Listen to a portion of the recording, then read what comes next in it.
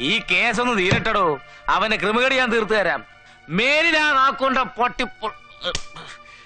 അവൻ ആരെയൊന്നും പറയത്തില്ല. കുരുവിള, കുഴിക്ക കുരുവിള. അവന്റെ അമ്മയുടെ ഒരു പേര്.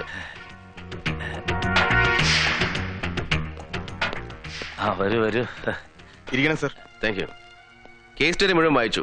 അതിൽ മൊഴി നൽകിയിട്ടുള്ള സാക്ഷികളൊക്കെ എനിക്ക് നേരിട്ടൊന്ന് കാണണം. എപ്പോൾ അറേഞ്ച് ചെയ്യാൻ പറ്റും? എന്താ, പ്രോസിക്യൂട്ടർക്ക് വിറ്റ്നസിനെ കാണാൻ അവകാശമില്ലേ? ഇല്ലെങ്കിൽ പറഞ്ഞാൽ മതി. അങ്ങനെയൊന്നുമില്ല, എപ്പോ വേണമെങ്കിലും കാണാം. Then better arrange it. Okay sir. ഞാൻ വാതിലിന് പുറത്തു നിന്നപ്പോ സാറിനെ പുകഴ്ത്തി പറഞ്ഞില്ലേ? അതിന്റെ കുറെ ഭാഗങ്ങൾ ഞാൻ കേട്ടു. തിരിച്ചതുപോലെ ഞാനും ഒന്ന് പുകഴ്ത്തട്ടെ. നല്ല പച്ച മലയാളത്തില് പ്രാസൊപ്പിച്ച് കായ് മായൊക്കെ ഉപയോഗിച്ച്. പിന്നെ കാതിന്റെ പുളിപ്പുണ്ടല്ലോ, ആസിഡ് ഒഴിച്ച് കഴിയാലും പോവില്ല. വരട്ടെ.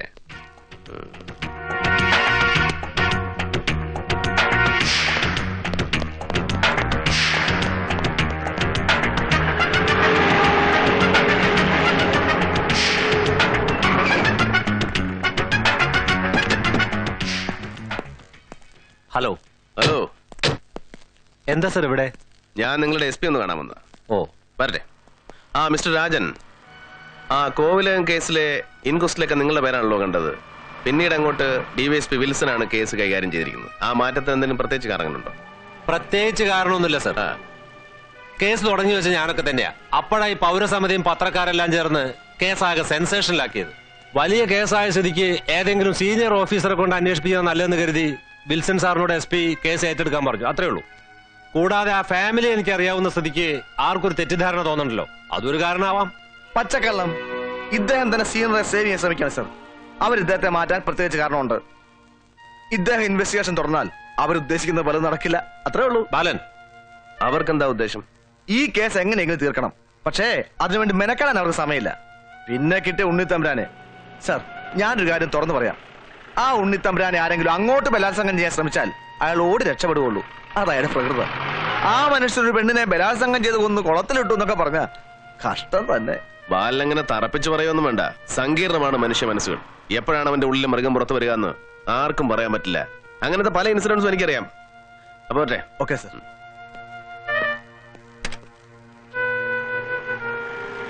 അപ്പോ ഇങ്ങേരെ അവര് ബ്രെയിൻ വാഷ് ചെയ്തു. ബാല, തന്റെ നാവ് മഹാപെശക. താൻ സൂക്ഷിക്കണം.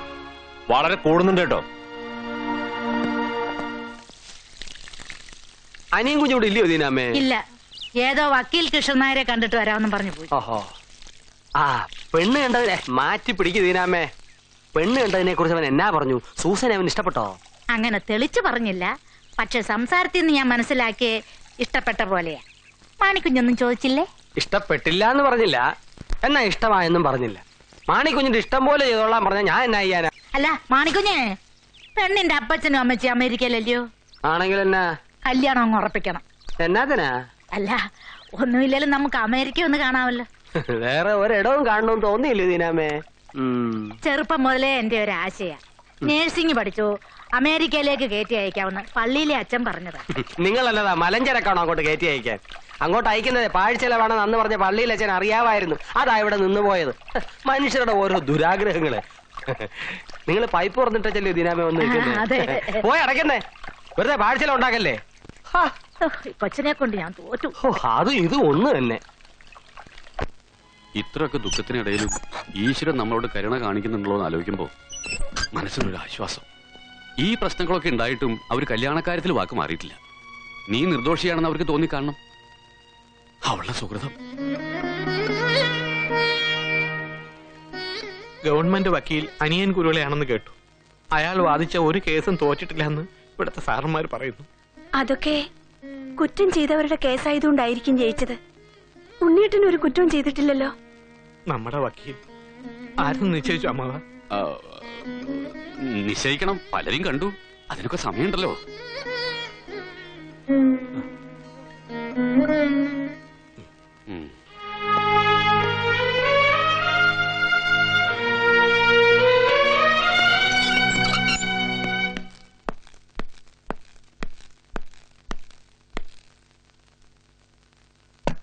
Yes.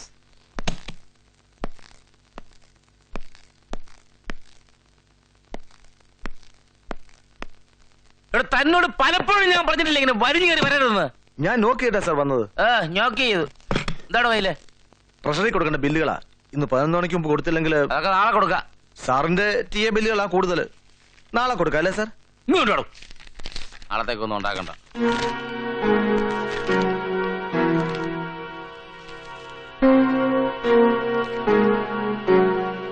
എടോ, ഇയാള് പോയി 3-4 ചായ പറ. ഞാൻ കോൺസ്റ്റബിളിനെ അയക്കാം സാർ. ഇയാള് പോയി പറഞ്ഞാൽ എന്താ? ഇയാള് പറഞ്ഞാ മതി. ഓ, ദുരഭിമാനം.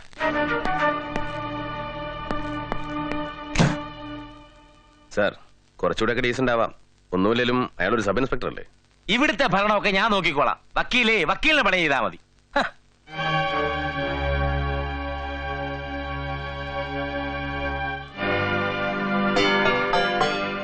വരൂ.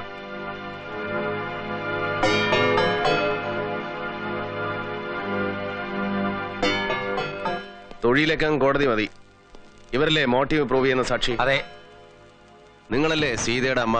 അതെ.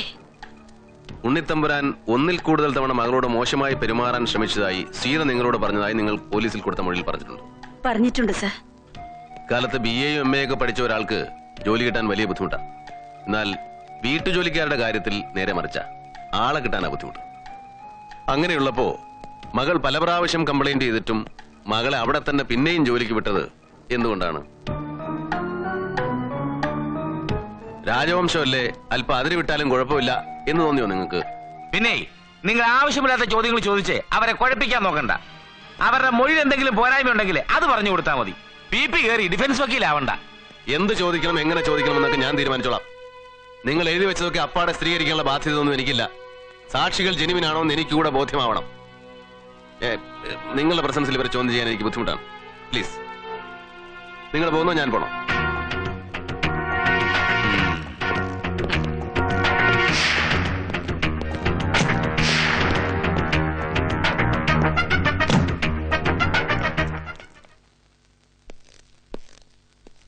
എന്റെ അമ്മോ തൊലയ്ക്കും, അയാൾ എല്ലാം തൊലയ്ക്കും. എന്നെ നശിപ്പിച്ച അയാൾ അടങ്ങൂ. തനിക്ക് എവിടുന്ന് കിട്ടിയോടോ ഈ സാധനത്തിനെ? ഒരു കാര്യം ചെയ്, താൻ ആ വാലടച്ച് കുറ്റിയുടെ പണ്ടാരം മിണ്ടാതെ വരും. എന്റെ അമ്മോ ദേ വന്നു. ഹലോ. യെസ്. ഇത് മുഴുവൻ അസംബന്ധമാണ്. മൊഴികൾ, രേഖകൾ, സാക്ഷികൾ എല്ലാം കൃത്രിമമാണ്. ക്രൈമുമായിട്ട് പുല ബന്ധം പോലുമില്ല.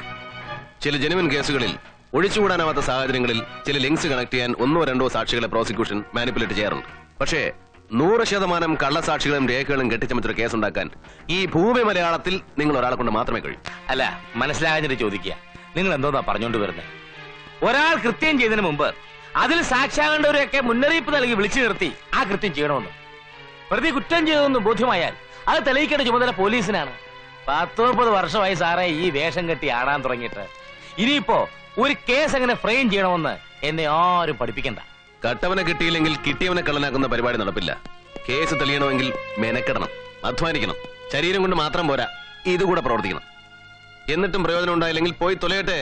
തെളിയാത്ത എത്രയോ കേസുകൾ എത്രയോ സ്റ്റേഷനിൽ കെട്ടിക്കിടക്കുന്നു. അതിനോട് ഒരെണ്ണം കൂടെ കൂടും. എന്നാലും ഒരു നിരപരാധി അപരാധിയാക്കരുത്.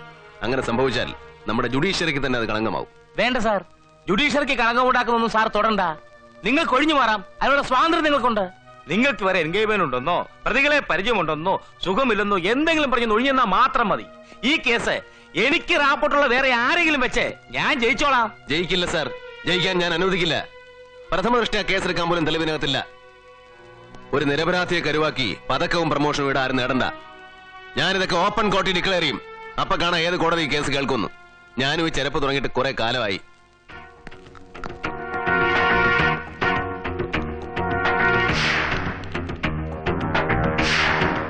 വേറെ ഏത് പബ്ലിക് പ്രോസിക്യൂട്ടറാ ഉള്ളത്? നമുക്ക് ചേരുന്ന ഒരാൾ. എല്ലാവരും എൻഗേജാണ് സർ. അതുകൊണ്ടാ അന്ന്. ഇനി ഏതെങ്കിലും തരത്തിൽ മറ്റൊരു BP കൊണ്ട് കേസെടുപ്പിച്ചാലും വേറൊരു പ്രോബ്ലം ഉണ്ട് സർ. പല തട്ടുകളിലാണെങ്കിലും കാര്യമുള്ളതുകൊണ്ട് ഒരു കോമൺ കോഴ്സ് വരുമ്പോൾ പ്രോസിക്യൂട്ടേഴ്സ് എല്ലാം യോജിക്കുമോന്ന എന്റെ സംശയം. കുരുവിളയുടെ നിലപാടറിഞ്ഞ് മറ്റു BP-മാർ സഹകരിക്കാൻ തയ്യാറായില്ലെങ്കിൽ എന്ത് ചെയ്യും സർ? കൂട്ടത്തോടെ ഈ കേസ് ബോയ്ക്കോട്ട് ചെയ്യാൻ തീരുമാനിച്ചാൽ? ഈ കേസ് ഒരു പബ്ലിക് പ്രോസിക്യൂട്ടറും വാദിക്കാൻ പോകുന്നില്ല. പിന്നെ ബ്രഹ്മാവ് വിചാരിച്ചാലാണോ ആയുസിന് പഞ്ഞം?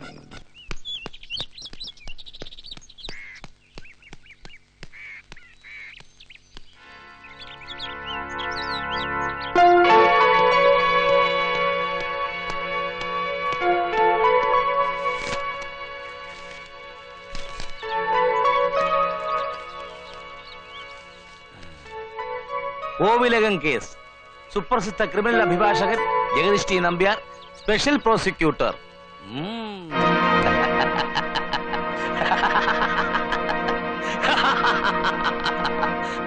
Out.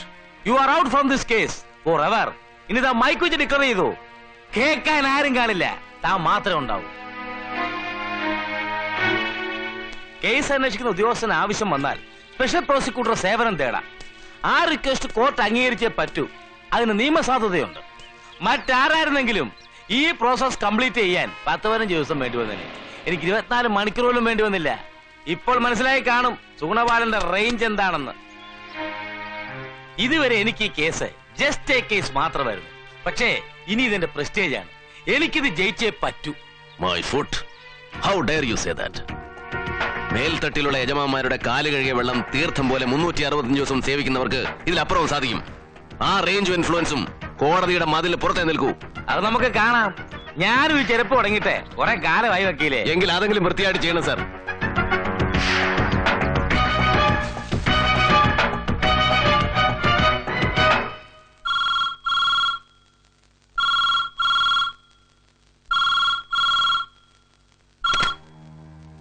Hello, Jagadish T Nambiar here. Special പ്രോസിക്യൂട്ടറുടെ പണിക്ക് ഗ്ലാമർ ഒന്നും കണ്ടിട്ടല്ല, വല്ലാത്ത പ്രഷർ വന്നു. വളരെ വേണ്ടപ്പെട്ടവർ നിർബന്ധിച്ചാൽ സ്വീകരിക്കാതിരിക്കാൻ പറ്റുമോ? ശരി, ക്ലബിൽ കാണാം. അപ്പോ എവിടെയാ നിർത്തിയത്? ഒന്നാം സാക്ഷി സീതക്കുട്ടിയുടെ അമ്മ. യെസ്, സീതക്കുട്ടിയുടെ അമ്മ. അവരെ ഒഴിവാക്കണം. കാരണം അവര് പ്രൊഫഷണൽ അല്ല. ശരിക്കും ക്രോസ് ചെയ്താൽ പൊട്ടിപ്പോകും. അത് കേസിന് ക്ഷീണാവും. ബാക്കി സാക്ഷികളൊക്കെ ഓക്കെ, തന്റെ സെലക്ഷൻ കൊള്ളാം. പക്ഷേ ഇതൊന്നും പോരാ.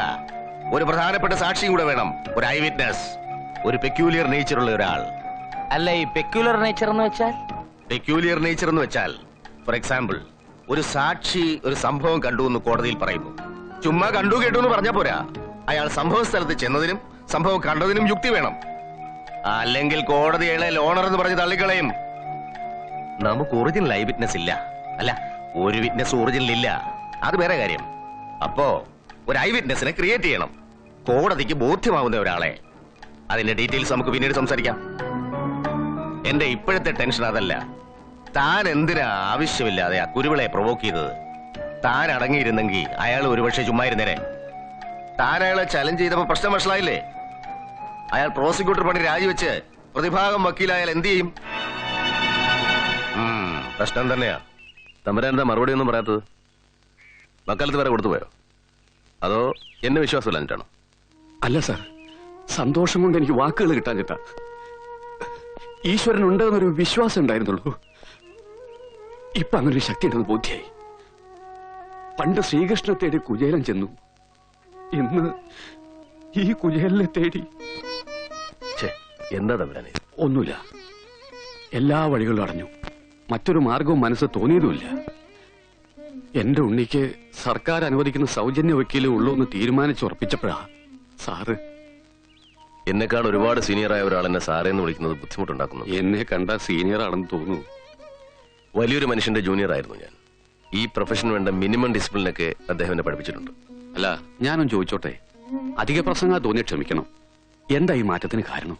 പ്രധാന കാരണം എന്റെ സീനിയർ എനിക്ക് തന്ന ഉപദേശം തന്നെയാണ്. ഒരു ലോയർക്ക് തന്റെ സാമർഥ്യം കൊണ്ട് ഒരു കുറ്റവാളി രക്ഷപ്പെടുത്താൻ കഴിയും, ശിക്ഷിക്കാനും കഴിയും. പക്ഷേ ഒരു നിരപരാധിയെ രക്ഷിക്കുമ്പോൾ മാത്രമാണ് അയാളുടെ ദൗത്യം പൂർണ്ണമാകുന്നത്. ഏത് പ്രൊഫഷനിലെ അതിന്റെ ചില എത്തിക്സ് ഒക്കെ. വരട്ടെ.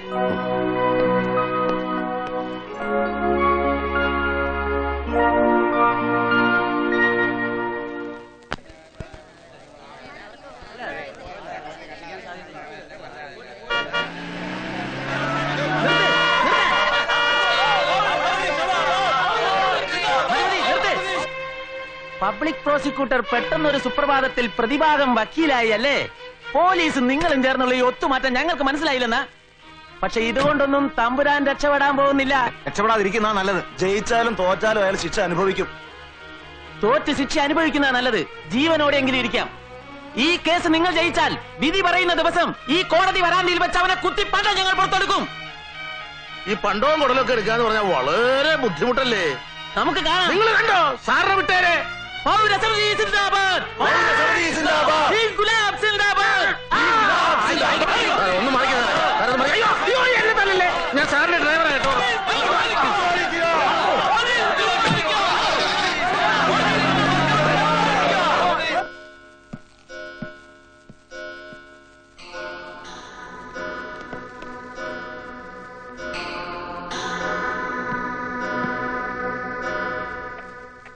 I hope everything is in order. Mr. Nambia, witness examination തുടങ്ങാം.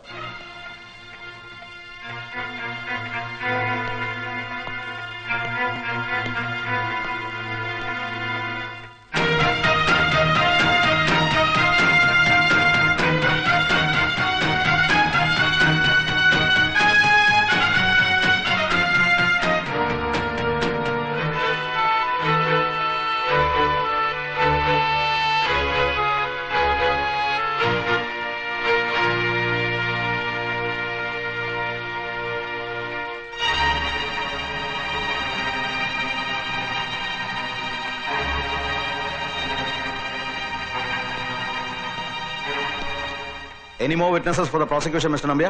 Yes, Your Honor. I have one more witness, and it's an eyewitness. Yes. Kunhiraman Kunhiraman Kunhiraman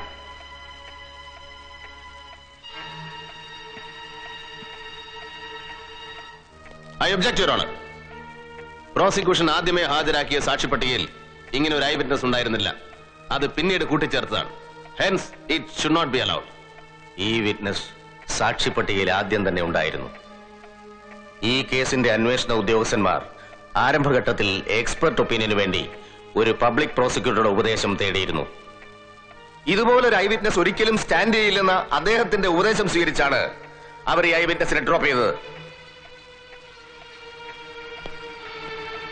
എന്റെ നിർബന്ധം കൊണ്ടാണ് പിന്നീട് ആ സാക്ഷിയെ അഡീഷണൽ വിറ്റ്നസ് ആയി രണ്ടാമത് ഇൻക്ലൂഡ് ചെയ്തത്. എന്തുകൊണ്ടാണ് ആ പ്രോസിക്യൂട്ടർ അന്ന് അങ്ങനെ പറഞ്ഞതെന്ന് എത്ര ചിന്തിച്ചിട്ടും എനിക്ക് മനസ്സിലാകുന്നില്ല. അൺഫോർച്ചുനേറ്റ്ലി അന്നത്തെ പബ്ലിക് പ്രോസിക്യൂട്ടർ ഇന്ന് പ്രതിഭാഗം വക്കീലാണ്. Mister Nambiar, you are a liar. ജുഡീഷ്യറിയുടെ എത്തിക്സിന് ചേരാത്ത വാക്കുകളാണ് നിങ്ങൾ ഇപ്പോൾ പറഞ്ഞത്. ഏത് സാഹചര്യത്തിലാണ് ഞാൻ ഡിഫൻസ് കൗൺസിൽ ആയതെന്ന് നിങ്ങൾക്കൊന്ന് അന്വേഷിക്കാൻ പറ്റും. That's none of my business. Yes, it is definitely your business. അല്ലെന്ന് ഈ ബാറിൽ ഏതെങ്കിലും ഒരു അഭിഭാഷകൻ പറയട്ടെ. എന്റെ നിലപാട് അറിയിക്കാൻ നിങ്ങളുമായി പലതവണ ഞാൻ ഫോണിൽ ബന്ധപ്പെടാൻ ശ്രമിച്ചു. നേരിൽ കാണാൻ ശ്രമിച്ചപ്പോഴും നിങ്ങൾ ഒഴിഞ്ഞു മാറി. കോടതിക്കകത്ത് ലോയേഴ്സ് വാഗ്വാദത്തിൽ ഏർപ്പെടാറുണ്ട്. കീരിയും പാമ്പും പോലെ പരസ്പരം ആക്രമിക്കാറുണ്ട്. പക്ഷേ കോടതിക്ക് പുറത്ത് ഈ വസ്ത്രമണിയുന്നർത്ഥം ഒരു ധാരണയുണ്ട്. A code of conduct. പത്രങ്ങളിൽ മുഴുത്ത അക്ഷരങ്ങൾ പേരടിച്ചു വരാൻ ഒരു അഭിഭാഷകൻ ഒരിക്കലും തന്നെ സഹജീവികളെ തരം താഴ്ത്താറില്ല. But you are an exception, Mr. Nambiar. I pity you. Better you regret. നിങ്ങൾ എന്തിനാണ് എന്നെ കാണാൻ ശ്രമിച്ചതെന്ന് എനിക്കറിയാം. പബ്ലിക് പ്രോസിക്യൂട്ടറിൽ നിന്ന് ഡിഫൻസ് അഡ്വക്കേറ്റിലേക്കുള്ള ചുവടുമാറ്റത്തിന് എന്തെല്ലാം യുക്തികൾ നിങ്ങൾ നിരത്തിയാലും അത് സ്വീകരിക്കാനുള്ള ബാധ്യത എനിക്കില്ല. ഒരു അഡ്വക്കേറ്റിനോട് തന്റെ സഹോദരന് വേണ്ടി യാചിക്കുന്ന പെണ്ണിന്റെ വികാരം മനസ്സിലാക്കാം. പക്ഷേ അക്കാഡമിക് ബ്രില്യൻസ് ഉള്ള ഒരു ലോയർ ഏത് വികാരത്തിന് അടിമപ്പെട്ടാണ് പ്രോസിക്യൂഷൻ ജോലി വരെ രാജിവെക്കാൻ തയ്യാറായതെന്ന് ചിന്തിക്കുമ്പോഴാണ്. No, please don't be so cruel, mister prosecutor. നിർദോഷിയായ ഒരു പെൺകുട്ടിയെ അനാവശ്യമായ വിവാദങ്ങളിലേക്ക് വലിച്ചിഴക്കരുത്. ഒരു നിമിഷം കൊണ്ട് നിങ്ങൾ പറഞ്ഞു തീർക്കും. പക്ഷേ ഒരു ജന്മം മുഴുവൻ അതിന്റെ ദുരന്തം ആ പെൺകുട്ടി അനുഭവിച്ച് തീർക്കേണ്ടി വരും. സ്പെഷ്യൽ പ്രോസിക്യൂട്ടർ പറഞ്ഞില്ലേ, ഒരു തെറ്റുമില്ല. മിസ്റ്റർ കുരുവിള തന്നെ. Shut up. ഇത് കോടതിയാണ്. ചോദിച്ചാൽ മാത്രം ഉത്തരം, അല്ലാത്തപ്പോൾ വെറും കാഴ്ചക്കാരനായിട്ടിരുന്നാ മതി. Understand? Mister Kuruvila. Yes your honour. Mister Nambiar, നിങ്ങളുടെ തർക്കത്തിനും വെല്ലുവിളിക്കും ഈ കോടതി ഒരു വേദിയാകാൻ ആഗ്രഹിക്കുന്നില്ല. Past is past. Mister Kuruvila, ഈ സാക്ഷിയുടെ കാര്യത്തിൽ എന്താ നിങ്ങൾക്ക് ആക്ഷേപം പറയാനുള്ളത്? ഒരു കാരണവശാലും ഈ സാക്ഷിയെ അനുവദിക്കരുത് യുവർ ഓണർ. മിസ്റ്റർ കുരുവിള, അങ്ങനെ ഒഴിവാക്കാൻ സാധ്യമല്ല. I will record your objection very strongly. അതിന്മേലുള്ള കോർട്ടിന്റെ റൂളിംഗ് പിന്നീട് പറയുന്നതായിരിക്കും. Mister Nambiar, you may proceed. കൃത്യം നടന്ന ദിവസം, അതായത് 10/8/94 നിങ്ങൾ എന്താ കണ്ടത്? ആ ദിവസം രാത്രി ഉദ്ദേശം 7-8 മണിക്ക് കോവിലകത്ത് നിന്നും മരിച്ച സീതകുട്ടി ഇറങ്ങി ഓടുന്ന ഞാൻ കണ്ടു. തൊട്ട് പിറകെ ഇപ്പോൾ പ്രതിക്കൂട്ടിൽ നിൽക്കുന്ന ഇയാൾ ഓടി വന്ന് അവളെ കടന്നു പിടിച്ചു. അവൾ നിലവിളിച്ച് ഓടാൻ ശ്രമിച്ചപ്പോൾ അവളുടെ വായ് പൊത്തിപ്പിടിച്ച് വീട്ടിനകത്തേക്ക് വലിച്ചടിച്ച് കൊണ്ടുപോകുന്നത് ഞാൻ കണ്ടു സാർ. അവളുടെ വസ്ത്രം മുഴുവൻ കീറി പറഞ്ഞിരുന്നു. 7-8 മണി എന്നൊക്കെ പറയുമ്പോ നല്ല ഇരുട്ടല്ലേ? പിന്നെ എങ്ങനെ വ്യക്തമായി അവിടെ നടന്നത് നിങ്ങൾ കണ്ടു? അന്ന് നല്ല നിലാവുണ്ടായിരുന്നു സാർ. കൂടാതെ കോവിലകത്തിന് മുൻവശത്ത് ലൈറ്റ് ഉണ്ടായിരുന്നു. That's all your honour.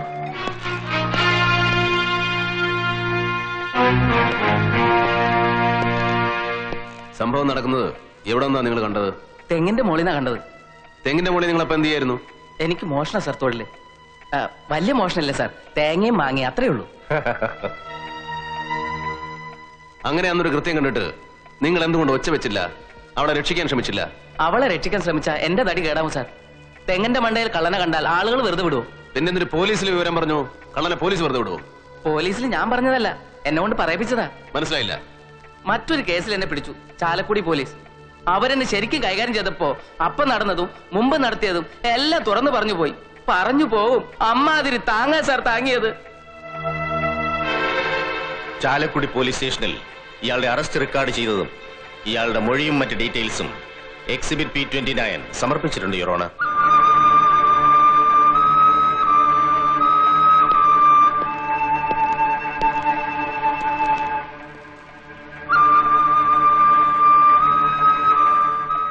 The court is adjourned.